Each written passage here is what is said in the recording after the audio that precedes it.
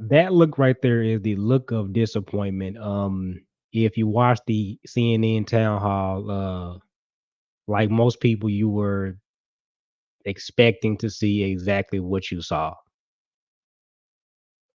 You saw a VP who struggled to answer questions, very direct questions. And during this town hall, numerous times, Harris would get off subject and begin to talk about Trump because it's obvious once she gets into any trouble and she has issues answering a question, she will proceed to then talk about Donald Trump because there's nothing else to say. The look on this woman's face says it all. I'm disappointed. Like this is the best you can do, the best answer that you have for me, and I'm undecided. So this is why Harris is in big trouble. This is Annalise Keene. She's from Philadelphia. She works as a fundraiser for Habitat for Humanity. She's registered with no party affiliation. She says she's a Democrat. She's leaning toward voting for you, but said she's yet to make her final decision in part because of the conflict in the Middle East. Annalise? Thank you, and good evening, Madam Vice President. Good evening. My question is, as president, what would you do to ensure not another Palestinian dies due to bombs being funded by U.S. tax dollars? So I will say, and I think this is to your point, far too many innocent Palestinian civilians have been killed. It's unconscionable. And we are now at a place where with Sinwar's death, I do believe we have an opportunity to end this war, bring the hostages home, bring relief. Right there. That look of disappointment right there. Opportunity to end this war, bring the hostages home. Okay. You're going to end the war, but how? How? Because it appears that Benjamin Netanyahu doesn't care. That he does what the hell he wants to do. Because the US still keeps giving him more aid, arms, weapons, whatever he needs to fight. How about you, VP Harris and Joe Biden, get with Benjamin and tell him, look, man, if you don't stop doing this, waging this war where too many people have died, we will not give you any more aid. And that will stop the war. See, it's three ways that a war ends. The money runs out, there is no more land to take, and you have no more soldiers left to fight. The US keeps giving Israel more money, more aid to help them fight. Just pull the money, pull the aid, the funds. And I guarantee you that Israel will stop fighting. Guarantee you that. Bring relief to the Palestinian people and work toward a two-state solution where Israel and the Palestinians in equal measure have security, where the Palestinian people have dignity, self-determination, and the safety that they so rightly deserve. What do you say to voters who are thinking about supporting a third party candidate or staying on the couch, not voting at all because of this issue? Listen, I am not going to deny the strong feelings that people have. I don't know that anyone who has seen the images who would not have strong feelings about what has happened, much less those who have relatives who have died and been killed. Plain and simple, this issue is a hindrance to her campaign, and she knows that. It's a hindrance to her campaign, and she knows that. So if people choose to stay home, not vote, or then vote for either Trump or a third party, The only person that you can blame is yourself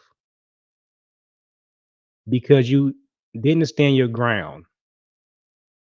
This issue of Israel has hurt her campaign, and they know it, but she simply can't answer the question. And I know people and have talked with people. So I appreciate that. But I also do know that for many people who care about this issue, they also care about bringing down the price of groceries. They also care about our democracy and not having a president of the United States who admires dictators and is a fascist. And there we go. If she has nothing else to talk about, somehow, some way, she has to bring up Trump. The issue was Israel in this war. It had nothing to do with Trump.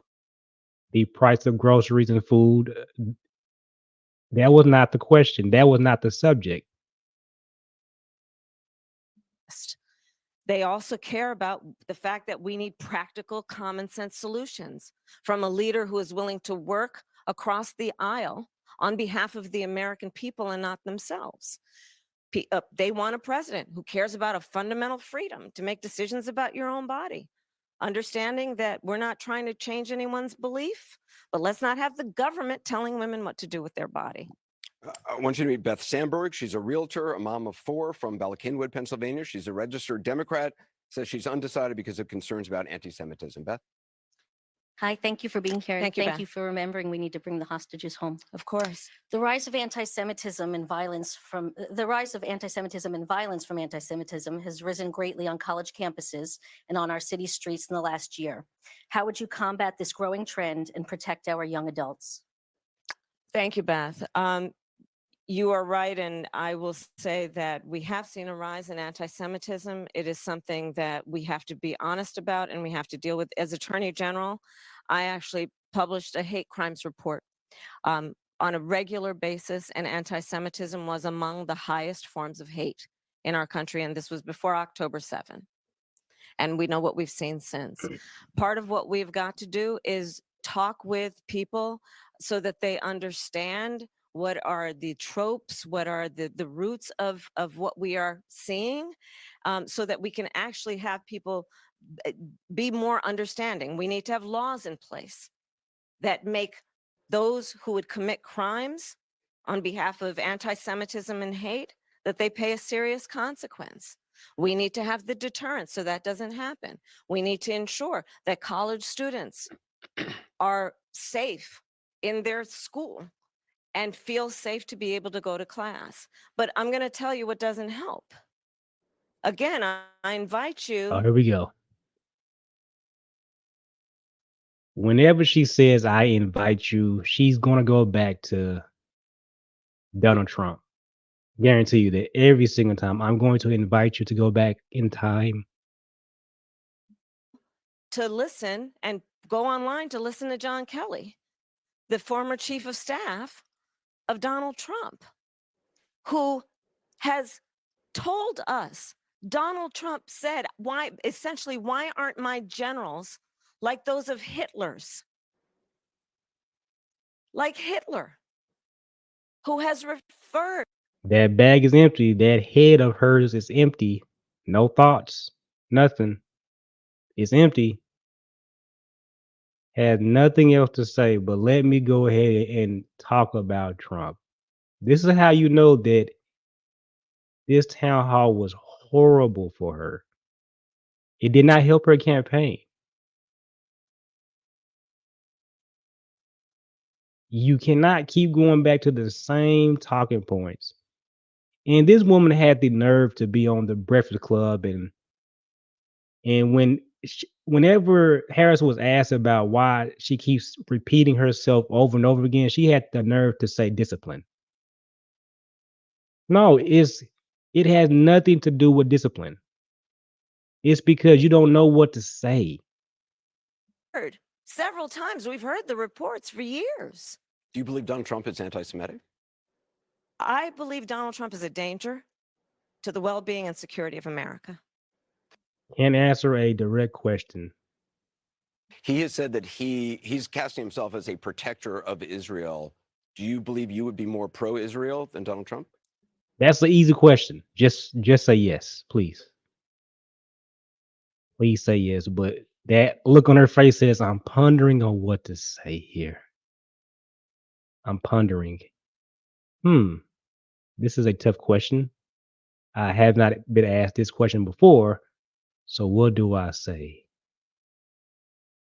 What do I say here? Would I be better pro-Israel, than him? Would I be better? And no, I can't really get a thought going here. I'm gonna just say Trump is dangerous. I believe that Donald Trump is dangerous. I believe that when you have a president of the United States who has said to his generals who work for him because he is commander in chief, these conversations, I assume many of them took place in the Oval Office. And if the president of the United States, the commander in chief, is saying to his generals, in essence, why can't you be more like Hitler's generals, Anderson? Come on, Anderson. This is- Like he like what? I just asked you if you were be better pro-Israel than Trump, and you just can't answer the question here. You just didn't answer the question as you should have, but okay. This is a serious, serious issue. And we know who he is. He admires dictators, sending love letters back and forth with Kim Jong-un. We've heard that before. We know. Talks about the president of Russia, and then most recently the report. Oh, here we go again. So what will she say here? Trump gave Putin COVID test. Or that in the height of COVID, when most Americans could not get their hands on a COVID test, Americans were dying by the hundreds a day. He secretly sent COVID tests to the president of Russia for his personal use. So again, this election in 13 days is presenting the American people with a very significant decision. If she had to make her case right now, and this was the final decision, the final battle, she didn't do much of a good thing. I mean, it's horrible. She didn't make her case. It's horrible because all she can talk about is Trump. That's it. That's all she has. If this was down to her final decision and this town hall was it, she wouldn't make it. And on the one side, on this issue of who is going to model what it means to use the bully pulpit of the President of the United States in a manner that in tone, word, and deed is about lifting up our discourse, fighting against hate, as opposed to fanning the flames of hate, which Donald Trump does consistently. I'm going to tell you,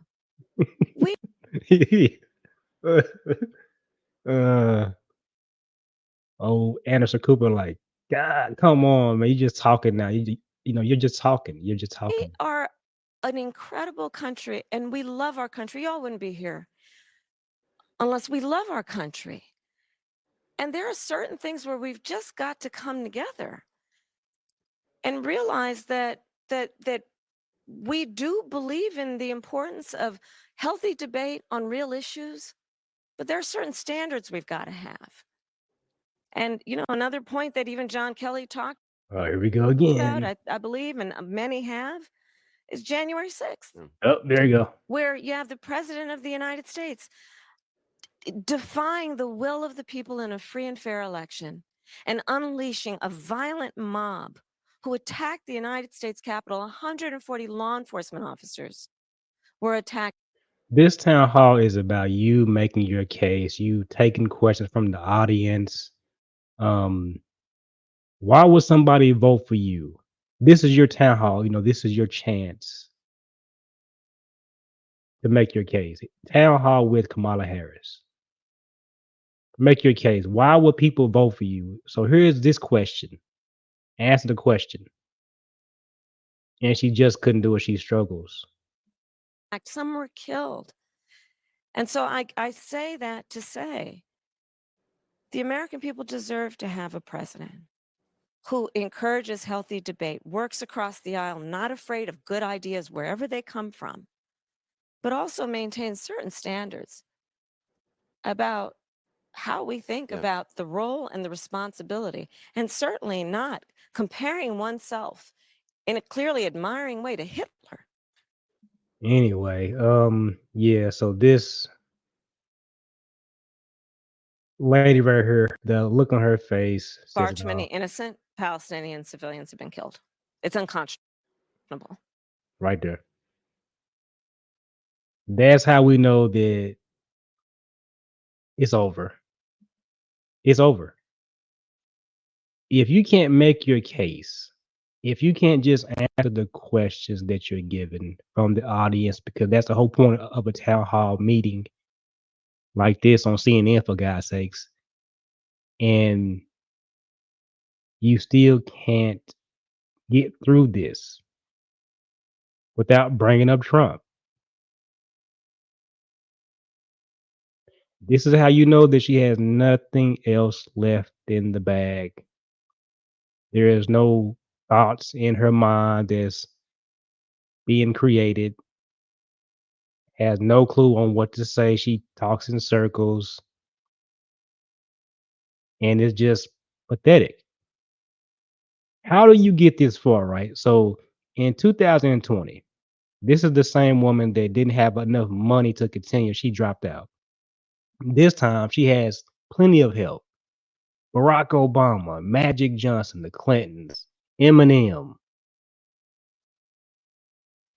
Oprah Winfrey has all the help that she can get from endorsements from Taylor Swift and all these people in Hollywood, and she still is struggling. $1 billion raised, or as her campaign has raised $1 billion, and she is still struggling like this. This is not acceptable. You put so much money and invest so much time into this woman, and this is what you get. This is the best you have. You have to help her. You have to help her win. So she has gotten where she is now because she had to get help to get there. When Harris was picked as the VP, she had to get help to even get picked. A petition was going around online because they wanted a black female VP, and Joe Biden picked her.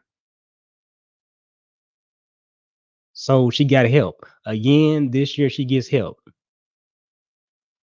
Joe Biden does not seek a reelection. Somehow he picks her because they knew that she had to get her chance, her shot. Once again, no primary, no nothing. She gets the nomination at the DNC. Again, she has done nothing to earn her spot, just given to her, just being given to her.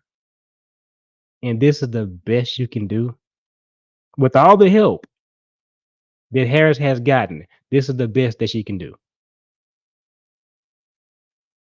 When you're given a direct question, you can't answer the question. You struggle with the question.